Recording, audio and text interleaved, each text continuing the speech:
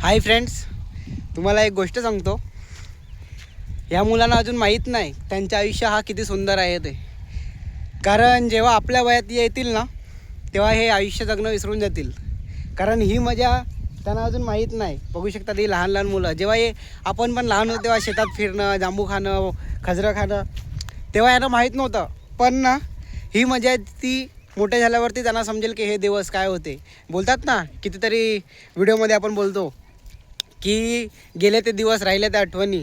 हाच मोमेंट त्यांच्यासोबत पण होणार आहे, जे आपल्यासोबत झालं आहे. कारण हा मोमेंट अनुभवायला ना खूप सारं त्याग करावा लागतो. कारण जेव्हा आपण लहान होतो, शाळेत जाणं, 15 जूनला शाळेत जाणं, परत फिरणं. कारण जेव्हा मी इकडे आलो ह्या डोंगरावरती, तेव्हा ही मुलं खेळत होती, म्हणजेच खेकडे पकडत होती.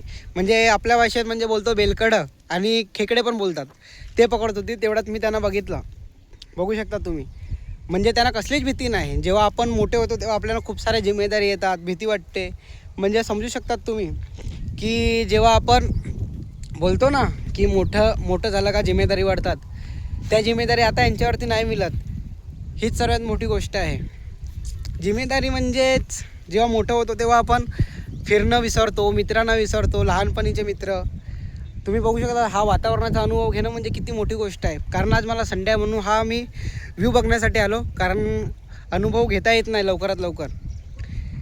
सुट्टी तर फक्त संडेला भेटतो. जेव्हा आम्ही शाळेत होतो तेव्हा ही रविवारी भेटायची, आणि ती रविवार म्हणजे असं वाटायचं का सुट्टी आहे. पण आता असं वाटते की ह्या संडेसाठी सुट्टी सर्वात मोठी गोष्ट आहे. बघू शकतात तुम्ही, चाऱ्या बाजूला डोंगर आहे. म्हणजे ह्या डोंगराचा अनुभव घेणं प्रत्येकाला जमत नसतो. जो शहरात राहतो, म्हणजे मुंबई साईडला, डोंगर म्हणजे त्यांना काही माहीतच नाही ना. गावाकडचं वातावरण तुम्ही बघू शकता. हा गावाकडचं वातावरण म्हणजे ना कोकण. पालघर हा एक प्रकारचा कोकणच आहे, जिकडे प्रत्येकजण अनुभव घेतो.